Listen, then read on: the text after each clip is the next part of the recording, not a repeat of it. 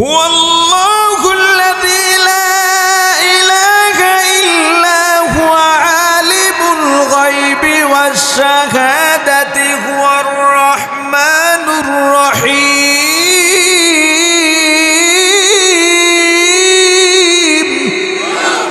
হুয়াল্লাহু আল্লাযী লা ইলাহা ইল্লা হু هو الله الذي لا إله إلا هو الملك القدوس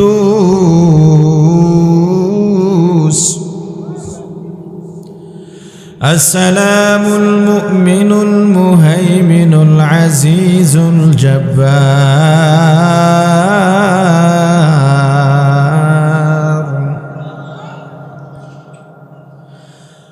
والله الذي لا إله إلا هو الملك القدوس السلام المؤمن المهيمن العزيز الجبار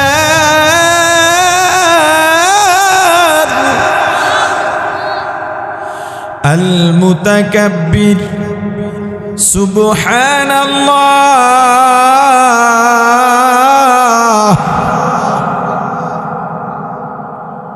سبحان الله عما يشركون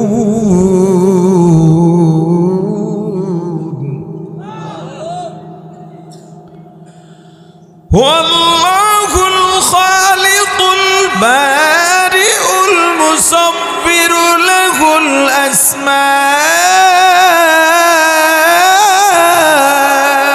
الحسنى يسبح له ما في السماوات والأرض وهو العزيز الحكيم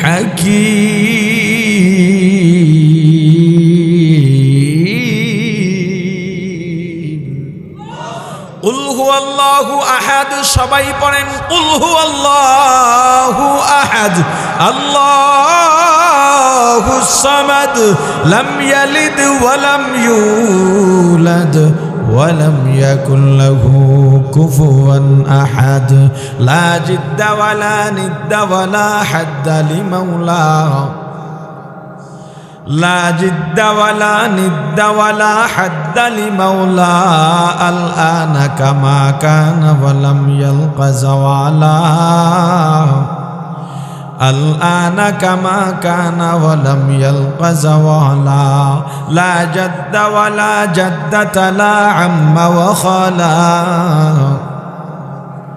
لا جد ولا جدة لا عم وخلا لا هيئ لا سورة لا شبه لمولاه لا هيئ لا سورة لا شبه لمولى لا إله إلا الله لا إله إلا الله لا إله إلا الله لا إله إلا الله لا إله إلا الله لا إله إلا الله لا إله إلا الله لا إله ইল্লাল্লাহ।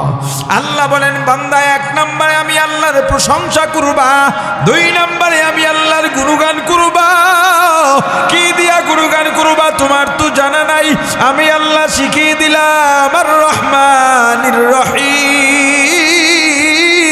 ও আল্লাহ আপনি দয়াবান মেহেরবান, দুনিয়ায়ও দয়া করবেন, পরকালেও আপনি দয়াশীল আল্লাহ। কেমন আল্লাহ, যিনি সমগ্র জগতের প্রতিপালক। এখানেও সুয়ালে মুকদ্দার আল্লাহ বলেছেন সমস্ত প্রশংসা আল্লাহর জন্যে। আল্লাহর জন্যে যদি সমস্ত প্রশংসা হয়, আমরা তো শিল্পীর প্রশংসা করি, রাঁধুনির রান্না যদি ভালো হয় রাঁধুনির প্রশংসা করি, ছাত্রের হাতের লেখা যদি ভালো হয় ছাত্রের প্রশংসা করি, আম কাঁঠাল যদি মিষ্টি হয় আম কাঁঠালের প্রশংসা করি, তাহলে সমস্ত প্রশংসা আল্লাহর কিভাবে হলো? কি প্রশ্ন হয় না? প্রাণের ভাই আমার, আমাকে বলেন শিল্পীর কণ্ঠ নিজের থেকে সুন্দর বানাইছে না কেউ দান করছেন? কে? আল্লাহর নাম নিতে লজ্জা আসেনি? বলেন কণ্ঠ কে দান করেছেন? দুনিয়ার মানুষ যদি নিজের থেকে কণ্ঠ সুন্দর বানাইতে পারত সব মানুষগুলোর কণ্ঠস্বর সুন্দর হয়ে যেত। আমের মিষ্টতা, কাঁঠালের মিষ্টতা নিজ থেকে অর্জিত হয়েছে না কেউ দান করেছেন? আম কাঁঠাল যদি নিজে থেকে মিষ্টি হইতে পারতো বা মানুষ বানাইতে পারতো, টক আম পৃথিবীতে থাকতো না। ও ভাই, যদিও সাময়িকভাবে ব্যক্তি বা বস্তুর প্রশংসা করা হয়, মূলত সব প্রশংসা গিয়া জমা হয় আল্লাহর প্রশংসার ঝুলিতে। এখানে আমাদের ব্যবহারগত কিছু সুন্দর দিক আছে। এ ভাই তোমার কণ্ঠ কত সুন্দর এটা বলা উচিত নয়। এ ভাই তোমার হাতের লেখা কত সুন্দর এটাও বলা উচিত নয়। আম অনেক মিষ্টি, কাঁঠাল অনেক মিষ্টি, এটাও বলা উচিত নয়। উচিত কি? ও ভাই তোমার কণ্ঠ আল্লাহ কত সুন্দর বানিয়েছেন। এ ভাই তোমাকে আল্লাহ কত সুন্দর হাতের লেখা দিয়েছেন, কত সুন্দর আমে আল্লাহ মিষ্টতা দিয়েছেন। যখন তুমি এভাবে বলবা তখন আর কোনো এশকাল থাকবে না। আল্লাহ বলেন বান্দা, এক নম্বরে আমি আল্লাহর প্রশংসা করবা কোন সময়? দোয়া করার সময় দোয়া করবা, আর আমি আল্লাহর প্রশংসা থাকবে না এটা হতে পারে না। দুই নম্বরে আমি আল্লাহর গুণগান বর্ণনা করবা। কেমনে করবা তাও তো তোমার জানা নাই। আমি আল্লাহর গুণ বলতে বলতে বলতে শিরিক করে ফেলতে পারো না জানার কারণে। ও বান্দা, আমি আল্লাহ যে কয়টা গুনাহ ক্ষমা করি না তার মধ্যে একটা হলো শিরিক। এজন্যে দুনিয়াতে যত নবী রাসূলের আগমন ঘটেছে সব নবী রাসূলের প্রথম কাজ ছিল শিরকের বিরুদ্ধে তাওহীদের দাওয়াত দেওয়া।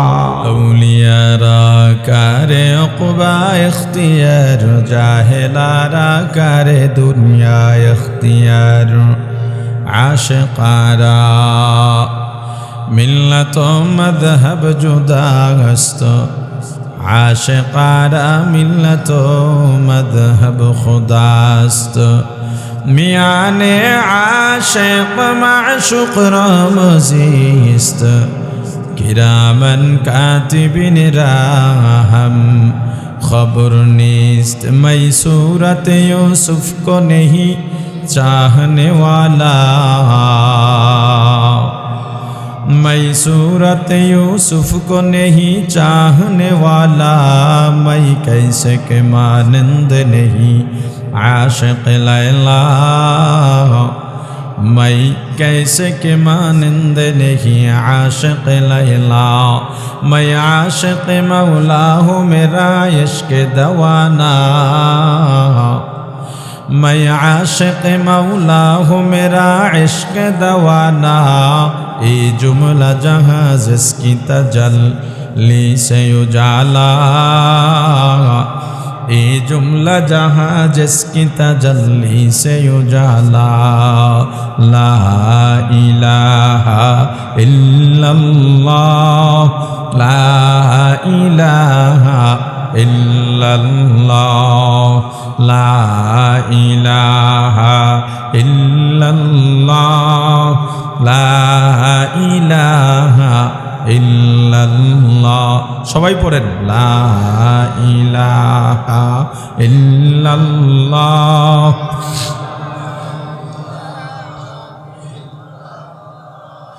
লা ইলাহা ইল্লাল্লাহ, লা ইলাহা ইল্লাল্লাহ, লা ইলাহা ইল্লাল্লাহ, লা ইলাহা ইল্লাল্লাহ। আল্লাহওয়ালাদের চিন্তা ভাবনা আলাদা হয়, সাধারণ মানুষের সঙ্গে আল্লাহওয়ালাদের কোনো তুলনাও হয় না। তাদের কাজ, তাদের আমলের ভেতরে নিয়তের ব্যবধান থাকে আমাদের সাধারণ মানুষের সঙ্গে। ও ভাই, গুনার কথা মনে আসার পরে এমন মানুষ নাই দুনিয়ার কেউ যারা গুনাহ করে নাই। এই যে আমাকে দেখেন, এটা আমি না। এই যে আপনাকে আমি দেখি, এটাও আপনি নন। যেই চেহারা দেখেন নামের ব্যক্তিটাকে চেনেন, এই ব্যক্তি অমুক, এটা আসলে উনি নন। তাহলে আমি কে? আমার পরিচয় কি? আপনি কে? আপনার পরিচয় কি? ঘরের দরজা বন্ধ করে অন্ধকারে একাকী নির্জনে যখন সময় কাটাই, তখন যেটা করে বেড়াই, ভেবে বেড়াই, দেখে বেড়াই, লিখে বেড়াই, ওইটাই আমি, ওইটাই আপনি। জনসম্মুখে সবাই তো দরবেশ সেজে বের হয়, তার আসল রূপ থাকে নিজের কাছে। পতিতালয়ের বেশ্যারাও তো বোরকা পরে বের হয়, তার মানে সে কিন্তু পর্দানিশী না। হकीकत से तो दुनिया बेखबर है, दुनिया की नुमाइश पर नजर है नमी गोयम के आज दुनिया जुदा बाश बखर कारे के बाशिबा खुदा बाश सिस्ते दुनिया از خدا غافل بودن نقماشون قره فر زندگان دنیا میں ہو دنیا کا طلب گار نہیں ہو دنیا میں ہو دنیا کا طلب گار نہیں ہو بازار سے گزر ہو خرید دار نہیں ہو बाजार से गुजर हो खरीद दार नहीं हो जागा जी लगाने के दुनिया नहीं है जागा जी लगाने के दुनिया नहीं है ये इबरत की जाहे तमाशा नहीं है ये इबरत की जाहे तमाशा नहीं है। ও ভাই, নিজেকে নিজের কাঠ গড়ায় দাঁড় করায় নিজেকেই প্রশ্ন করো, আল্লাহর বান্দা হে আব্দুর রহমান, জীবনটা কেমনে কেমনে গুনায় গুনায় কাটাইছো? কোন দিন কাকে গালি দিয়েছো? কোন দিন কাকে ঠকাইছো? কোন দিন কারো হক নষ্ট করছো? কোন দিন কাকে মেরেছো? কোন দিন কবিরা গুনাহ করেছ? কোন দিন মিথ্যা বলেছ? কোন দিন তুমি জবানের হেফাজত করো নাই? কোন দিন হাতের খেয়ানত করেছ? চোখের নজরের খেয়ানত করেছ? পায়ের খেয়ানত করেছ? নিজেরটা নিজের সামনে ভেসে উঠবে। এরপরে যদি আপনার ভেতরে অনুতপ্ততা আসে, বুঝবেন কিছুটা মনুষ্যত্ব আছে, সঙ্গে সঙ্গে তওবা করে ফেলেন। আর যদি দেখেন অন্যায় করার পর অনুতপ্ততা আসে না, বুঝে নিবেন আপনার মাঝে আর পশুর মাঝে কোনো ব্যবধান নাই। একটা কথা সবসময় মনে রাখবেন, এই কলবটাকে সাফ রাখা লাগবে, পরিশুদ্ধ রাখা লাগবে। কিয়ামতের ময়দানে কলব ছাড়া কোনো কিছুর দাম নাই। ক্ষমতার পাওয়ার কিয়ামতে চলবে না, সম্মানের পাওয়ার কিয়ামতে চলবে না। নেতা নেত্রী, দুনিয়ার প্রভাব প্রতিপত্তি কিয়ামতে কোনো কাজে লাগবে না। কিয়ামতে কাজে লাগবে এই পরিশুদ্ধ কলব। কি কাজে লাগবে? জোরে বলেন। ইয়াউমা লা ইয়ানফাউ মালুন ওয়ালা বানুন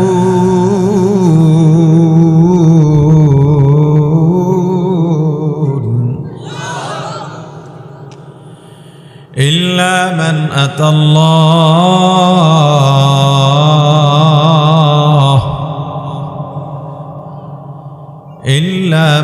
أتى الله بقلب سليم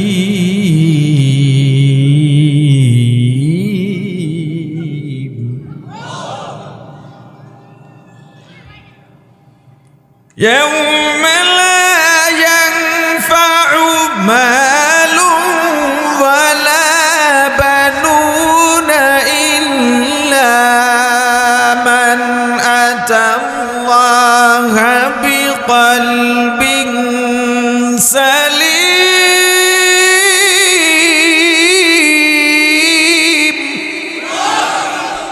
কিয়ামতের ময়দানে লা ইয়ানফা, যারা দুনিয়ার মালদার পার্টি ভালো করে শোনো, এ বাড়িওয়ালারা, বাড়িওয়ালা হইছো, ভাড়াটিয়ার সাথে কি আচরণ করো? হে ভাড়াটিয়া, মাসিক মাত্র কয়েক টাকায় ভাড়াটিয়া থেকে নিজেরে মালিক বানায়া ফেলাইছো।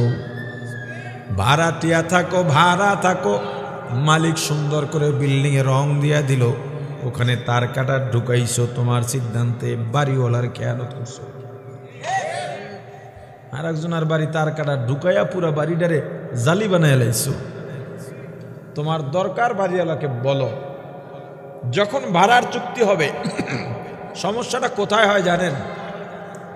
আপনার কাছে আমি 5 টাকা পাবো, কয় টাকা আমি চাইবো, কয় টাকা আপনার দেওয়ার দায়িত্ব, কয় টাকা, কিন্তু দিছি 5 টাকা, চাইছি 6 টাকা। সমস্যাটা তখন আপনার দায়িত্ব দেওয়া 5 টাকা, দিতেছেন 4 টাকা। সমস্যাটা তখন আমার অধিকারের থেকে বেশি আশা করা, আমার দায়িত্বের পালনের ক্ষেত্রে কম দায়িত্ব পালন করা। চুক্তি করে নেবেন, আপনার বাড়িতে থাকবো, 24 ঘন্টা পানি দিতে হবে, গ্যাস লাইনের সমস্যা দিলে ঠিক করে দেবেন, আমার দিনরাত 24 ঘন্টা যখন ইচ্ছা আমি তখন ঢুকবো, আমাকে গেটের চাবি দেবেন, মাসের এত তারিখ ভাড়া নেবেন, আমার কাপড় চোপড়, আমার ঘরের পরিবারের কাপড় চোপড় মেলে দেওয়ার জন্যে কি ব্যবস্থাপনা আছে। মালিক বলল 24 ঘন্টা চাবি চাইছেন, পারবো না, রাত 11টা পরে গেট বন্ধ, 24 ঘন্টা পানি চাইছেন, দিলাম, 24 ঘন্টা গ্যাস চাইছেন, লাইনে থাকলে পাবেন, নাইলে নিজে সিলিন্ডার এনে নেবেন। চুক্তিপত্র তো এমনি হয়, কথা বলে না। আমি যেটা বলবো সবকে আপনি মেনে নেবেন। আপনি বাড়িওয়ালার বাড়ির খেয়ানত করতে পারবেন না, বাড়িওয়ালাও ভাড়াটিয়া যে যে হক প্রাপ্য তার থেকে বঞ্চিত করতে পারবেন না, সারালের মতো ব্যবহার করতে পারবেন। সারাল বোঝেন? যেমনি মন সামনে ব্যবহার করে। এরপরে বাড়ি যত পাল্টায় ভাড়াটিয়া গো তত লাভ, ভাড়াটিয়ারা নামলি লাভ, পরের ভাড়াটিয়ার দ্বারা 500,000 বাড়াইল, এই দট্টর বাড়াইয়ের না। এখন সবাই কইতেছে, আইসেন ওয়াজ করতে, এটি কি ওয়াজ নি? আর এটাই তো ওয়াজ। আপনি যাতে সঠিক পথে চলেন, আমাকে তো সেটাই বলতে হবে। আপনার দ্বারা যাতে অন্যায় না হয় সেটাই তো আমাকে বলতে হবে। আপনার দায়িত্ব, আপনার হক আপনি আদায় করেন, জীবনে আপনার সাথে কারো তর্ক হবে না, এইটা মনে রাখবেন। দুনিয়ায় অনেক টাকা হয়েছে, পয়সা হয়েছে, ক্ষমতার প্রভাব। এই এলাকায় আমার আইন ছাড়া কারো আইন চলবে না, আমি যা বলবো আমার কথাই শেষ কথা। এমন মাস্তান টাস্তান আপনাদের যাত্রাবাড়ি এই কুতুবখালী এলাকায় নাই। আমার কথার বাইরে চলবে না। আল্লাহ বলে, বান্দা তোরে তো ছাড়িয়ে দিছি, ছাড় দিয়া দিছি। আল্লাহ অনেকগুলো কসম খেয়ে বলেন, ফাআলহামাহা ফুজুরাহা ওয়া তাকওয়াহা। বান্দা চাইলে গুনাহও করতে পারো, নেকও করতে পারো। ও বান্দা, ইচ্ছা শক্তি স্বাধীনতা দিয়ে দিলাম। ইচ্ছা করলে গুনাহও করতে পারো, ইচ্ছা করলে নেকও করতে পারো। যদি নেক করো আমি আল্লাহর দয়া পাইবা, রহমত পাইবা, আমার নেক নজর পাইবা। আর যদি গুনাহ করো আমি আল্লাহ বাধা দেব না। কিন্তু একটা দিনের কথা মনে রাখো, দুনিয়ায় যারা মালিকানা বনে গেছো, দুনিয়ার মালিকানা যারা নিয়ে নিছ, নিজেকেই মালিক মনে করতেছ, কিয়ামতের ময়দানে আল্লাহ দুনিয়ার এই অহংকারী, দুনিয়ার দাপট দেখানো প্রভাবশালীদের জন্যে কাহারিয়া সিফাতের নামের সাইনবোর্ড টানাবেন, গুসা করে ডাক দিবেন, লিমানিল মুলকুল ইয়াউম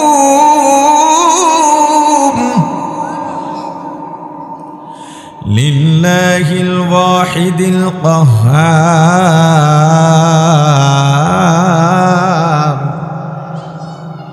লিল্লাহিল ওয়াহিদিল কাহ্হার,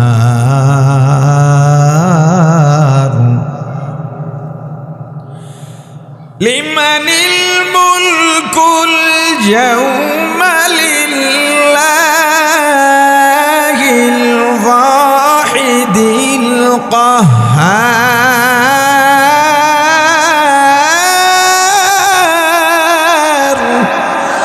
কদরে কুদরত দারি বরকামাল, আনতা রব্বি আনতা হাসবি যুল জালাল, তুহি কাদের জলিলুল্লাহ জাহাদার, বহর হালে তুহি মেরা নিগাহদার, লা ইলাহা ইল্লাল্লাহ, লা ইলাহা ইল্লাল্লাহ, লা ইলাহা ইল্লাল্লাহ, লা ইলাহা ইল্লাল্লাহ। আল্লাহর নাম ডাকতে কষ্ট লাগেনি? আরো জোরে বলেন। দুনিয়াদাররা দুনিয়া নিয়ে ভাবে, ব্যবসায়ী ব্যবসা নিয়ে ভাবে, কৃষক কৃষি নিয়ে ভাবে, চাকরিজীবী চাকরি নিয়ে ভাবে। আল্লাহ বলারা কি চিন্তা করে? আমি রিক্সা চালাবো, হাত দিয়া হ্যান্ডেল ধরা লাগে, পা দিয়া প্যাডেল মারা লাগে। আল্লাহ বলা দোকানদার চিন্তা করে, আমি জিনিসপত্র মাপ দিব, হাত কাজে লাগে, আমার চোখ কাজে লাগে, জিব্বা কাজে লাগে না। দুনিয়াদাররা দুনিয়া নিয়া ভাবে, আর আল্লাহ ওয়ালারা হাতের কাজ হাতে করে, পায়ের কাজ পায়ে করে, আর জবানে জপতে থাকে লা ইলাহা ইল্লাল্লাহ, লা ইলাহা ইল্লাল্লাহ, লা ইলাহা ইল্লাল্লাহ, লা ইলাহা ইল্লাল্লাহ, লা ইলাহা ইল্লাল্লাহ, লা ইলাহা ইল্লাল্লাহ।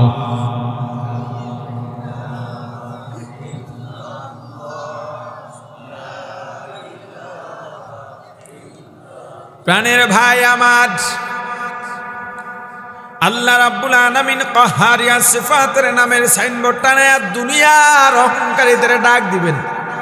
এ দুনিয়ার বাচ্চারা, দুনিয়াকে যারা নিজের মালিকানা সম্পদ বানায় নিছিলা, দুনিয়া যারা বলছো আমার কথার ডাইনে বামে হতে পারবে না, দুনিয়ায় যারা বলছে এলাকা আমার, আমার এলাকায় যদি একটা পাখিতে পানিও খায় আমার অনুমতি নিয়ে খাওয়া লাগবে, আজকে পারলি বল এই দিনের মালিককে।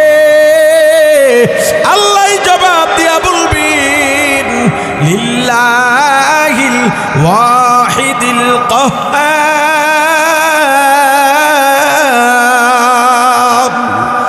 এই দিনের মালিকানা, এই দিনের পাওয়ার, এই দিনের প্রভাব একমাত্র কাহ্হারের জন্যে।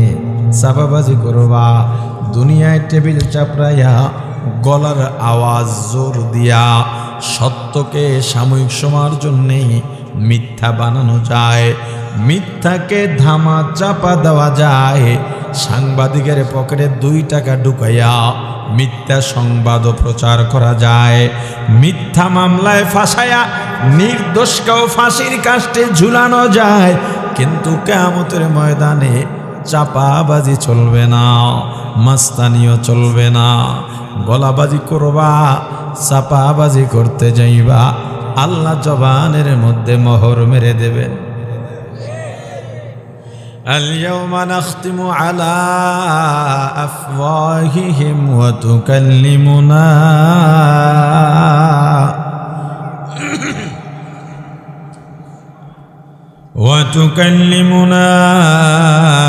أيديهم وتشهد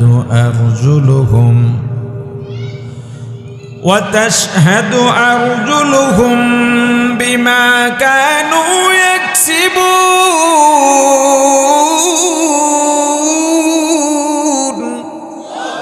আল্লাহ জবান বন্ধ করে দিবেন, হাত কথা বলবে, পা সাক্ষ্য দেবে, অঙ্গ প্রত্যঙ্গ এক অকপটে বলতে থাকবে। হাত বলবে আল্লাহ আমাকে এই কাজে ব্যবহার করেছে, চোখ বলবে আমাকে এই কাজে ব্যবহার করেছে।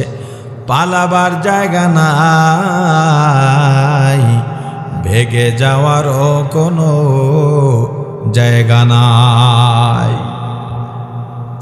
প্রাণের ভাই আমার, সূরাতুল ফাতিহা তেলাওয়াত করেছি, এমন কোন নামাজ নাই যেই নামাজে সূরা ফাতিহা নাই। ক্বালান নবী সাল্লাল্লাহু আলাইহি ওয়াসাল্লাম লা সালাতা ইল্লা বিফাতিহাতিল কিতাব আও কামা ক্বালান নবী আলাইহি সালাতু ওয়াসসালাম। আমার রাসূল বলেছেন নামাজ আছে তো সূরা ফাতিহা আছে, সূরা ফাতিহা নাই ওইটা নামাজও না।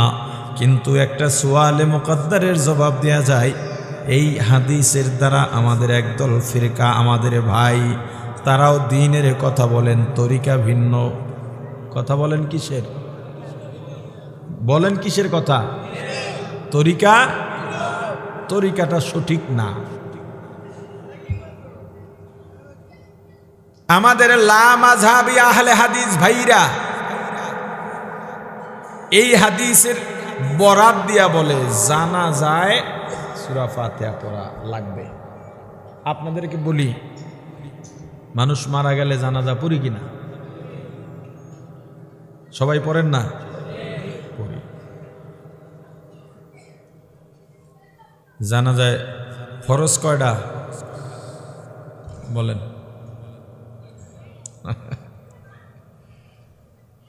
ওয়াজিব কয়টা? নাই না? ফরজ আছে 4টা, তাই তো? দেখেন, এটা তো জানা আপনার জন্য ফরজ। এই যে আল্লাহ রাসূল বলছেন তলাবুল ইলমি ফারিদাতুন আলা কুল্লি মুসলিম, প্রত্যেক মুসলমান নারী পুরুষের জন্য ইলম শেখা ফরজ। এই ইলমের ফরজিয়ত কতটুকু? হালাল হারাম, পাক না পাক, জায়েজ না জায়েজ, এর মধ্যে যা যা আছে শেখা লাগবে। আপনার জন্য এটা জানা ফরজ ছিল। জানা যায় কয়টা ফরজ, কয়টা ওয়াজিব, কয়টা সুন্নত, কয়টা মুস্তাহাব, বা কি কি আছে কি কি নাই, কিন্তু আপনি জানেন না। আবার বড় গলা এখন হুজুর আগে জান্নাতে যামু, সব ভেজাল হুজুরকে মধ্যে, হুজুরেই খেলি মাসলা ঘুরায়, কথা কয় না। আমার একদিন এক ভাই বলেন যে হুজুর মাসলা তো সব আপনারাই ঘুরান, আমাকে দোষ কি? কথা বোঝেন না? আচ্ছা, আপনারা শুনছেন যে এটা বলে যে হুজুররা মাসালা ঘুরায়? হ্যাঁ, বলে না? মাসালা ঘুরায় কারা? হুজুররা। আচ্ছা, মাসালা জানে হুজুররা, তাই ঘুরাইবে নামনে? কথা কয় না। যেমন একটা সহজ উদাহরণ দিই। বেসিক মাসালা, নর্মাল মাসালা যেটা, নামাজ দাঁড়াইয়া পড়া ফরজ। নামাজ দাঁড়াইয়া পড়া ফরজ। মাসআলা সবসময় মূলের উপরে হয়। প্রসাব করবে বসে বসে, এখন যদি দাঁড়াইয়াও প্রসাব করা যায়, এই কাউন্টার যৌক্তিক না। যদি বলে বসেও নামাজ পড়া যায়, এই কাউন্টার যৌক্তিক না। মাসআলা নরমাল ব্যবহার হবে যখন, তখন মূল মাসআলা ব্যবহার হবে। সমস্যা দেখা দিলে তখন নতুন কিছু বের হবে। আচ্ছা, স্বাভাবিক মাসআলা কি? নামাজ দাঁড়াইয়া পড়া, এটা জানেন না? তা আপনি ফরজ বললে সত্য হইতো না মিথ্যা হইতো? এই সত্য সাক্ষী পাইতেন, সাক্ষীর সওয়াব পাইতেন না? তা চুপ বোবার মতো বসে থাকেন কেন? নামাজ দাঁড়াইয়া পড়া ফরজ। এখন আপনি মোটরসাইকেল চালান বা মোটরসাইকেলের পিছনে বসে, এখন তো মোটরসাইকেলই যাতায়াত, অনেক যানজটের কারণে সবাই মোটরসাইকেলে যায়। মাঝে মাঝে আমরাও যাই, যানজট বললে গাড়ি পাশে রেখে আমরা মোটরসাইকেল যাই। অ্যাক্সিডেন্ট করে আপনার হাঁটুর 2টা বাটি শেষ, দাঁড়াইতে পারবেন? নামাজ দাঁড়াইয়া পড়া, নামাজ বাদ দেওয়া যাইবে? এখন দাঁড়াইতে পারতেছেন না, এখন দাঁড়াইয়া নামাজ পড়া ফরজ। এই মাসালাটা এখন ঘুরান লাগবে আপনার জন্যে। ঘুরাইবে কে? কথা কয় না, ঘুরাইবে কে? তা মাসালা তো হুজুরেরই ঘুরান লাগবে। ঘুরানোর জন্য আপনি তো হুজুরের কাছে যান। রোজা রাখা বলেন, অসুস্থ হয়েছেন, রাখতে পারতেছেন না, সম্ভবই না, ওষুধ খাওয়া লাগে, নিজেরই হুঁশ নাই, তা আপনার জন্য মাসালা ঘুরান লাগবে। ঘুরাইবে কেডা? হ্যাঁ, আচ্ছা আমাকে একটা জবাব দেন। আপনি ডাক্তারের কাছে গেলেন, ভিজিট দিলেন, ডাক্তার আপনাকে প্রেসক্রিপশন দিলেন, ডাক্তার যে প্রেসক্রাইব আপনাকে করলেন, আপনি কি ভুল ধরছেন সেখানে? যে ডাক্তার এখানে এই ওষুধ কেন, এটা কাটো, ওই ওষুধ দাও, করছেন কেন? আপনি জানেন না এবং আপনি ডাক্তার না, এই জন্য। ঠিক, ইঞ্জিনিয়ার আপনার বিল্ডিংয়ের ডিজাইন দিয়েছেন, লেআউট আপনার হাতে,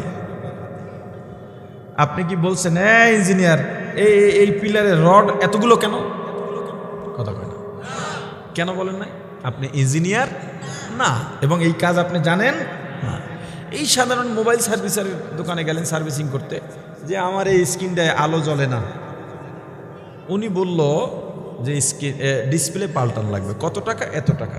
টাকা দিয়ে মোবাইল রেখে চলে এলেন। আপনি ঝগড়া করছেন, দরদাম করতে পারছেন হয়তো, কিন্তু আপনি দিয়ে এলেন কেন? আপনি সার্ভিসিং করতে জানেন না, সার্ভিসার না, এজন্যে আপনি তার কাছে কোনো তর্ক না করে মোবাইল দিয়ে আসছেন সারার জন্যে। তাহলে আপনি আলেম না, আলেমের ভুলটা ধরেন কেন? নরম পাইছেন না, নরম পাইছেন। হুজুরদের ভুল ধরা যাবে না। তাহলে হুজুরে ভুল করলে কি করবেন? হুজুরের সঙ্গে গিয়ে আলাপ করবেন। হুজুর আমি তো সাধারণ মানুষ, আমার নজরে এইটা পড়ছে, আমার মনে হয়েছে কেমন যেন। হুজুর যদি দেখেন আপনাকে জবাব দিতে সন্তোষজনক, এরপর আপনার ভিতরে যে সন্দেহ থাকে, আপনি তার থেকে আরেকটু বেটার হুজুরের কাছে যান, আরেকটু বড় হুজুরের কাছে যান, গিয়া জানেন, পরামর্শ নেন, দরকার হলে 10 জনের কাছে যান, এরপরে চলেন। 10 জনে যদি আপনাকে ঘুরায়, কোনোটাই এতমিনান না হয়, আপনার মনে যেটা এতমিনান হয় যে এই 10 জনের মধ্যে কার কথায় যুক্তি আছে, কার কথাটা ঠিক মনে হয়, কার কথায় সমস্যা নাই, তারটাই মানেন। এটাও যদি ভুল হয়, কিয়ামতে আল্লাহ আপনাকে ধরবেন না, 10 জন হুজুরে ধরবে। আপনি হুজুরে গালি দিতে গিয়া, ভুল ধরতে গিয়া গুনাহগার হচ্ছেন কেন? এইটা করা যাবে না, খবরদার। এখন জানাজার নামাজ, জানাজার নামাজে কোনো ফরজ নাই, এই মাসালা আপনাকে জানতে হবে। জানাজায় 2টা ওয়াজিব আছে। কি আছে? 2টা ওয়াজিব আছে, 4টা তাকবীর পড়া আর খাড়াইয়া নামাজ পড়া। এই 4টা তাকবীর আপনাকেও দিতে হবে জবান নাড়াইয়া, আস্তে আস্তে, ইমামের সাথে সাথে। আচ্ছা জানাজা কেমনে পড়ি? তাকবীর বাদলাম, আল্লাহু আকবার, এরপরে কি পড়ি? সানা পড়ি। এরপরে কি পড়ি? তাকবীর তো আছেই, এরপরে কি পড়ি? এরপরে কি পড়ি? দোয়া। এরপরে কি করি? সালাম ফিরাই। সূরা ফাতিহা আছে কোথাও? কথা বলে না।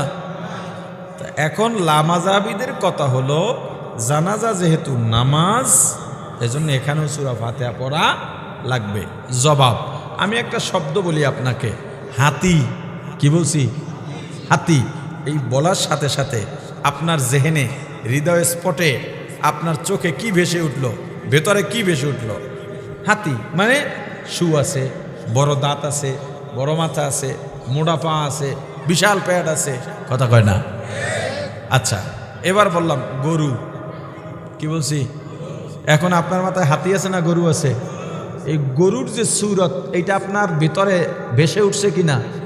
আচ্ছা এবার বললাম নামাজ। নামাজ মানে নামাজে দাঁড়াইছি, সূরা ফাতিহা আছে, কেরাত আছে, রুকু আছে, সিজদা আছে, বৈঠক আছে। কথা কয় না? আচ্ছা এবার বলেন, নামাজ বললেই আমরা কি বুঝবো? কেরাত, রুকু, সেজদা বৈঠক। জানাজায় কেরাত আছে, রুকু আছে, সেজদা আছে। অতএব জানাজা এটা কি না? বলে না কি না? কি না? সলাৎ মানি যে রুকু সেজদা এইটা না। সলাৎ এক একটা আরবি শব্দের অনেক অর্থ আছে, স্থান কাল পাত্র ভেদে এইটার শব্দ উচ্চার অর্থ প্রয়োগ হয়। যেমন একটা উদাহরণ দিন পেশ করি। দিন, দিন, দিন আমরা বলি না দিনের পথে চলি। এই দিন, এই দিনের অনেকগুলো অর্থ আছে। দিন, ইন্নাদ দীনা ইনদাল্লাহিল ইসলাম, আল্লাহর কাছে মনোনীত ধর্মের নাম। এই জায়গায় দিন অর্থ ধর্ম। এই জায়গায় দিন অর্থ কি? মালিকি ইয়াউমিদ্দিন, এখানে কি আছে? দিন আছে। এই দিনের অর্থ কিয়ামত। কথা বলে না। আগের দিন অর্থ কি গেছে? ধর্ম। এই দিন অর্থ কি? লাকুম দীনুকুম ওয়ালিয়া দিন, এখানেও কি আছে? দিন আছে। এই দিনের অর্থ হলো কর্মফল। এই দিনের অর্থ কি? সালাত তদ্রুপ ভাবে বহু অর্থে ব্যবহৃত হয়। তার মধ্যে একটা অর্থ হলো দোয়া। সালাতুল জানাজা, এটা নামাজ না, এটা কি? এই জন্য এখানে সূরা ফাতিহা পড়ি না। সূরা ফাতিহা তেলাওয়াত করছিলাম আমি। সূরা ফাতিহা যত জায়গায় আলোচনা করছি এতক্ষণে শেষ হয়ে যেত। এই যে মাঝখানে এত আলোচনা আইছে, কি লেগে আল্লাহই জানে। আমার বৈশিষ্ট্য হলো আমি ছোট্ট খুতবা পড়ি, দেখেছেন। এরপরে যেই আয়াত বা হাদিস পড়ি এইটার উপরে সংক্ষিপ্ত আলোচনা করি, লম্বা আলোচনাও করি না। রাত 10টার পরেও আলোচনা করি না। কয়টা বাজে আল্লাহই জানে, 10:30 বাজে গেছে। এখন কথা হয়েছে যাত্রাবাড়ি মাদ্রাসার হেমাদ শাহ হুজুরের ছেলের মাদ্রাসা। আবার আমার মার্কাজুত তাকওয়া তো এখানে, এই গিয়াস মেম্বারের বিল্ডিংয়ে। আবার আমার ব্যবসা বাণিজ্য এখানে, অফিস এখানে, বাসা এখানে। মোটামুটি মিলাইয়া আছে না কত জায়গায় আইন তো ভাঙ্গা লাগে। ওই সিস্টেমেই আমি তো এসার পরে বয়ান করে শেষ করে দিই। আজকে আসছি একটু দেরি করে, অল্প কথা বলবো, এরপর আমাদের সাহেব হুজুর আসবেন। বাকি মাহফিলের কার্যক্রম হুজুরের মাধ্যমে শেষ হবে ইনশাআল্লাহ। আমি সূরা ফাতিহার উপরে অল্প কিছু কথা আপনাদেরকে তো অবশ্যই বলবো। এই সূরা তেলাওয়াত করার একটা উদ্দেশ্য হলো, এখানে কেউ যদি বসে তো রাখেন না, সেটা সরাই ফেলেন। উদ্দেশ্য হলো এই সূরা নিয়মিত আমরা পড়ি। আসলে সূরার ভেতরে আছে কি এটা আমরা জানি না। আমি সূরা ফাতিহার নামের উপরে কিছু আলোচনা করি। সূরাতুল ফাতিহার অনেকগুলো নাম আছে।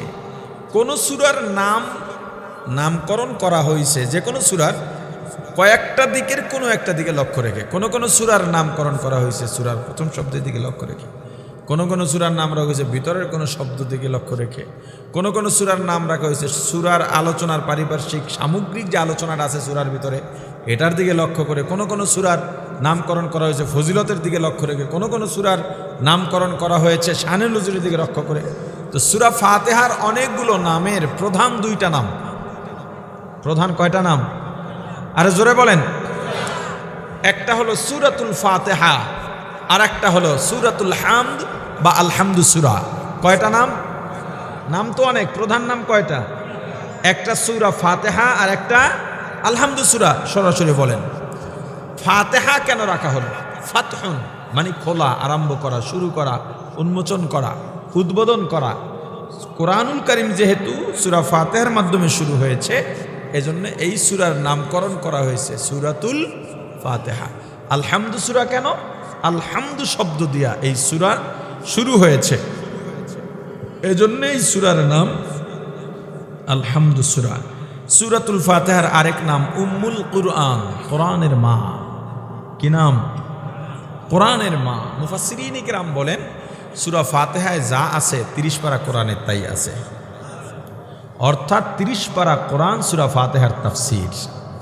সূরা ফাতিহার আরেক নাম সূরাতুশ শিফা, রোগ মুক্তির সূরা।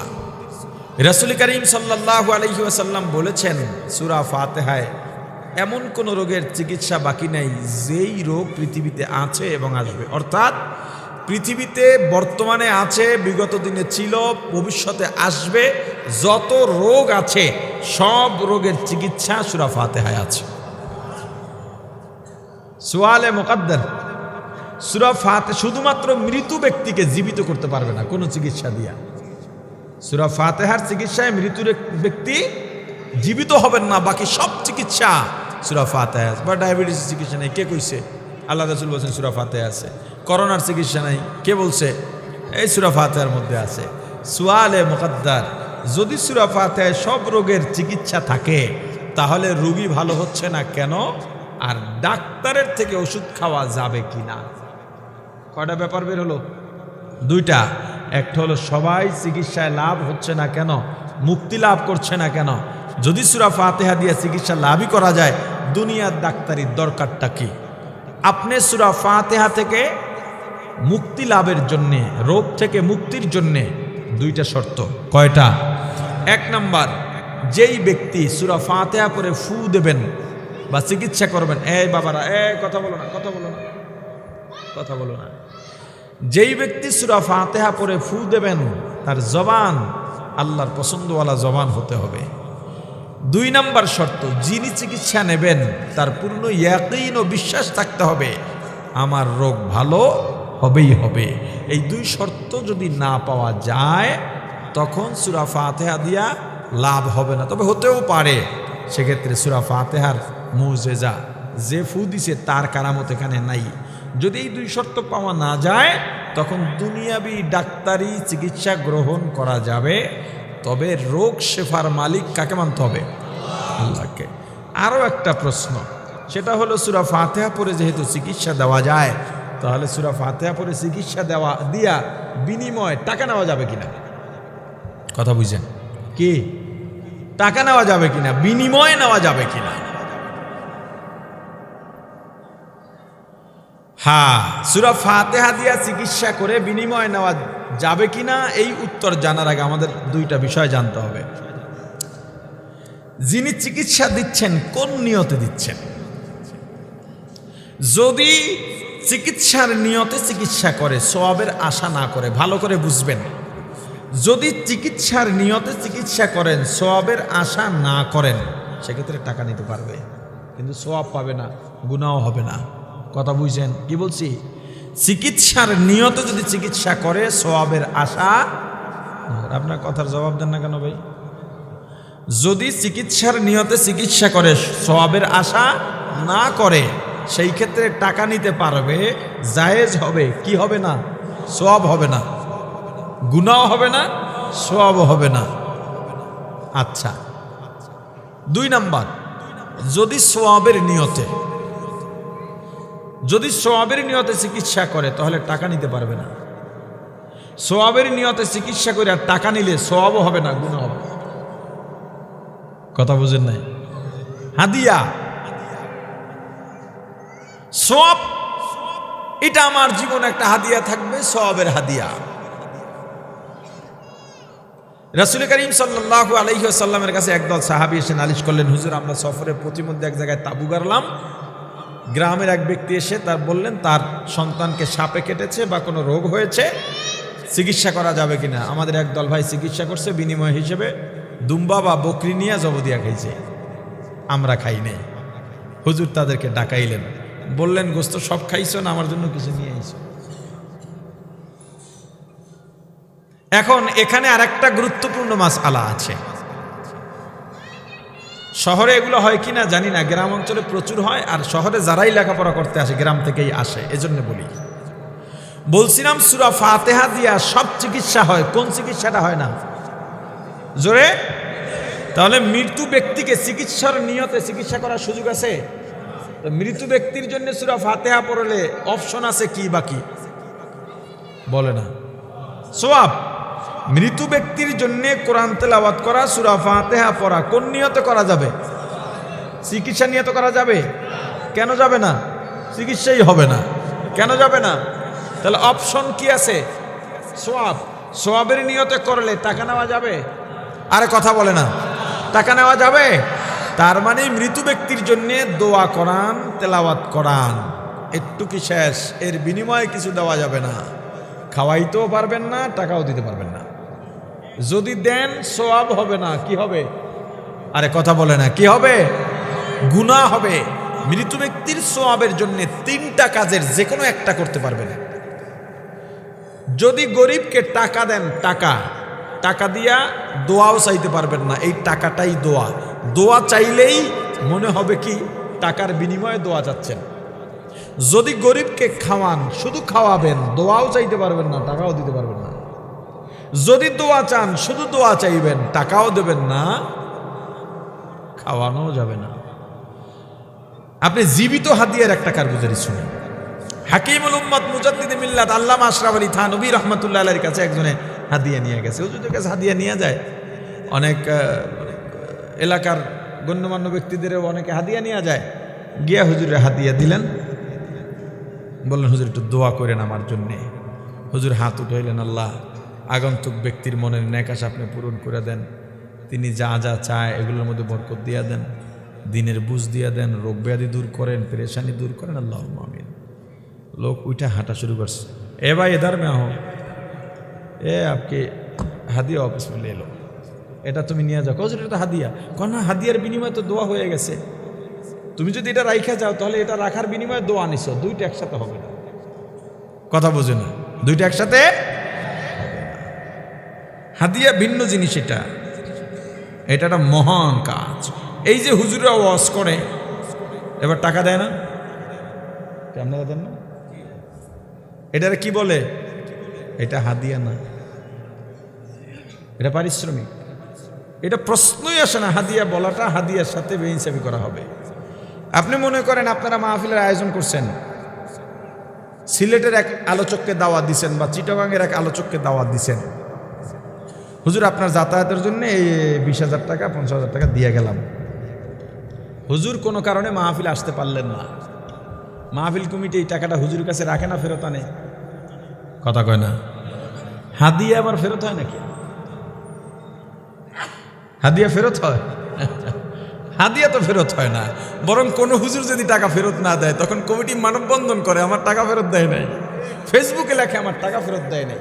তাহলে হাদিয়া হলে তো আর ফেরত চাইতো না, তাহলে এটা হাদিয়া না, পারিশ্রমিক। কিসের পারিশ্রমিক? বয়ান, এটার পারিশ্রমিক জীবনও হবে না। বয়ান করা সওয়াবের নিয়তের বাইরের কোনো অপশনই নেই। তাহলে কিসের বিনিময় নেবে? এই যে আপনার মাহফিলের জন্য পুরাটা দিন সময় ব্যয় হলো, সময় বেচা কিনা করা যায়। এই যে মোবাইলে ফ্ল্যাক্স জিলোট নেন না টাকা দিয়া, এই যে মিনিট কিনেন বা এটা সময় কেনার হিসাবে টাকাটা নিচ্ছেন। যদি ওইটা টাকা হতো তাহলে তো সুদ হয়ে যেত। আপনি 20 টাকায় দিচ্ছেন 19 টাকা, কথা বুঝেন না? টাকায় টাকা কমানো যায় না তো, তাহলে এখানে জায়েজের সুরত কি? আপনি সময় বিক্রি করতেছেন।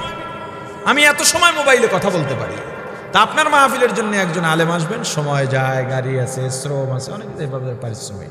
পারিশ্রমিক কারো বেশি হয় কম হয়, তবে যেহেতু মাহফিল দ্বীনি মজলিসের সঙ্গে এটা যুক্ত, সেটা শালীনভাবে হওয়া উচিত, যৌক্তিকভাবে হওয়া উচিত, যাতে ইসলামের বদনাম না হয়। এটা ব্যবসায় চলে না যাওয়া, না কমিটি ব্যবসা করবে, না আলোচক ব্যবসা করবে, না শ্রোতারা সুরের ক্ষুধা মিটাইতে আসবে। ওয়াজ বাংলাদেশে ইসলামী বিপ্লব ওয়াজ দিয়েই সম্ভব ছিল, শুধুমাত্র আমাদের তরিকা ঠিক নাই বলে ওয়াজের পর ওয়াজ হচ্ছে ঠিক, কিন্তু মসজিদে ফজরের জামাতে মুসল্লি বাড়তেছে না। সূরাতুল ফাতিহার আরেক নাম সূরাতুত তালিমিল মাসআলা। আল্লাহর দরবারে কিভাবে দোয়া করব, এই দোয়া করার নিয়ম পদ্ধতির সূরা। পৃথিবীর সমস্ত মানুষ 6টা জিনিস আল্লাহর কাছে চায়, আল্লাহ বান্দাকে 6টা জিনিস দিতে চান, এর মধ্যে একটা হলো দোয়া। আমি যেই দোয়া করি আল্লাহ যেন সেই দোয়া কবুল করেন। আল্লাহ বলেন, বান্দা আমি তো দোয়া কবুল করতে চাই, কিন্তু তুমি তো দোয়ার নিয়ম জানো না। এজন্যে আল্লাহ দোয়া শিখাইছেন সূরা ফাতিহা দিয়া। আল্লাহ বলেন, বান্দা 1 নম্বরে আমার প্রশংসা করতে হবে। যখন কিছু চাইবা, এই বাবারা, যখন কিছু চাইবা আল্লাহর কাছে 1 নম্বরে প্রশংসা করতে হবে। কার? বান্দা কি দিয়া প্রশংসা করবে এটা তো তোমার জানা নাই, ভুল করে ফেলতে পারো। প্রশংসা করতে করতে বউরে মা ডাকলে মুসিবত না? কথা বলে না? তোমার তো জানা নাই তুমি কি দিয়া প্রশংসা করবা। আমি আল্লাহ তোমার প্রতি এত দয়াবান, তোমাকে আমি শিখিয়ে দিলাম কিভাবে দোয়া প্রশংসা করবা। আলহামদুলিল্লাহি রাব্বিল আলামিন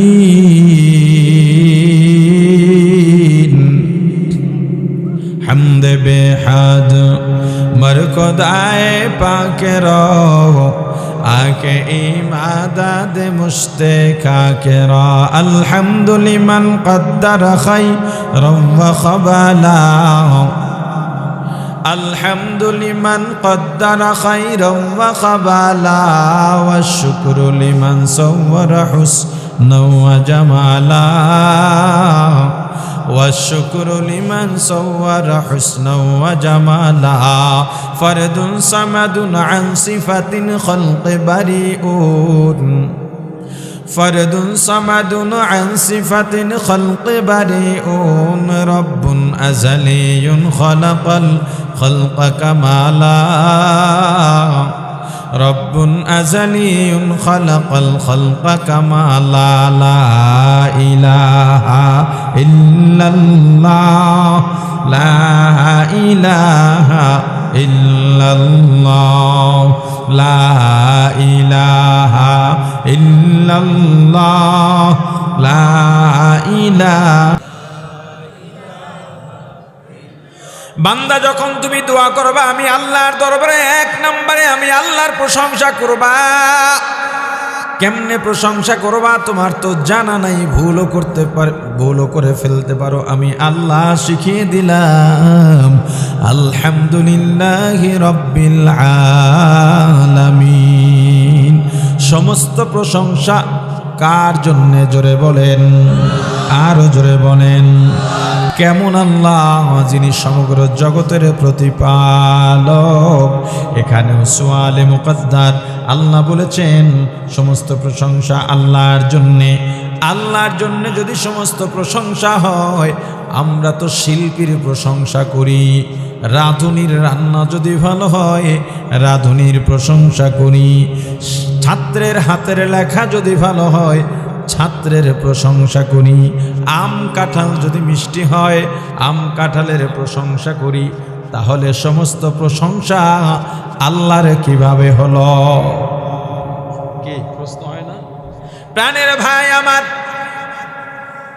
আমাকে বলেন শিল্পীর কণ্ঠ নিজের থেকে সুন্দর বানাইছে না কেউ দান করছেন কে আল্লাহর নাম নিতে লজ্জা আসেনি বলেন কণ্ঠ কে দান করেছেন দুনিয়ার মানুষ যদি নিজের থেকে কণ্ঠ সুন্দর বানাইতে পারত সব মানুষগুলোর কণ্ঠস্বর সুন্দর হয়ে যেত আমের মিষ্টতা কাঁঠালের মিষ্টতা নিজ থেকে অর্জিত হয়েছে না কেউ দান করেছেন আম কাঁঠাল যদি নিজে থেকে মিষ্টি হইতে পারতো বা মানুষ বানাইতে পারতো টক আম পৃথিবীতে থাকতো না ও ভাই যদিও সাময়িকভাবে ব্যক্তি বা বস্তুর প্রশংসা করা হয় মূলত সব প্রশংসা গিয়া জমা হয় আল্লাহর প্রশংসার ঝুলিতে এখানে আমাদের ব্যবহারগত কিছু সুন্দর দিক আছে এ ভাই তোমার কণ্ঠ কত সুন্দর এটা বলা উচিত নয় এ ভাই তোমার হাতের লেখা কত সুন্দর এটাও বলা উচিত নয় আম অনেক মিষ্টি কাঁঠাল অনেক মিষ্টি এটাও বলা উচিত নয় উচিত কি ও ভাই তোমার কণ্ঠ আল্লাহ কত সুন্দর বানিয়েছেন এ ভাই তোমাকে আল্লাহ কত সুন্দর হাতের লেখা দিয়েছেন কত সুন্দর আমে আল্লাহ মিষ্টতা দিয়েছেন যখন তুমি এভাবে বলবা তখন আর কোনো এশকাল থাকবে না আল্লাহ বলেন বান্দা এক নম্বরে আমি আল্লাহর প্রশংসা করবা কোন সময় দোয়া করার সময় দোয়া করবা আর আমি আল্লাহর প্রশংসা থাকবে না এটা হতে পারে না দুই নম্বরে আমি আল্লাহর গুণগান বর্ণনা করবা কেমনে করবা তাও তো তোমার জানা নাই আমি আল্লাহর গুণ বলতে বলতে বলতে শিরিক করে ফেলতে পারো না জানার কারণে ও বান্দা আমি আল্লাহ যে কয়টা গুনাহ ক্ষমা করি না তার মধ্যে একটা হলো শিরিক এজন্য দুনিয়াতে যত নবী রাসূলের আগমন ঘটেছে সব নবী রাসূলের প্রথম কাজ ছিল শিরকের বিরুদ্ধে তাওহীদের দাওয়াত দেওয়া এজন্য কিভাবে আমি আল্লাহর গুণগান করবা গুণগান গাইবা সেটাও আমি আল্লাহ তোমাদের শিখিয়ে দিলাম আর রহমানির রহিম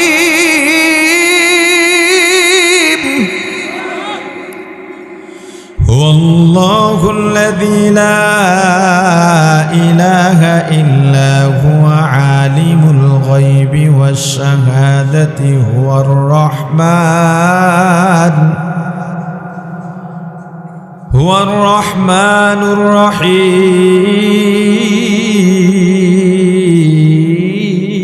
الرحيم هو الله الذي لا إله إلا هو عالم الغيب والشهادة هو الرحمن الرحيم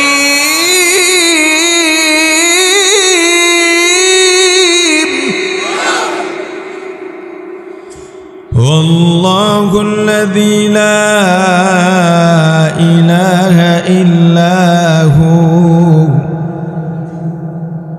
هو الله الذي لا إله إلا هو الملك القدوس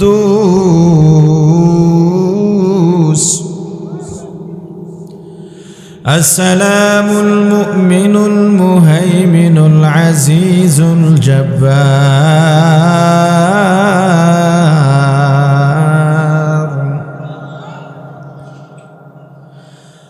والله الذي لا إله إلا هو الملك القدوس السلام المؤمن المهيمن العزيز الجبار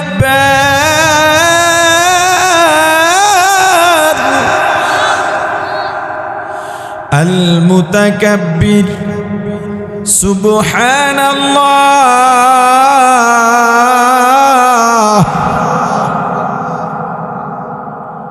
سبحان الله عما يشركون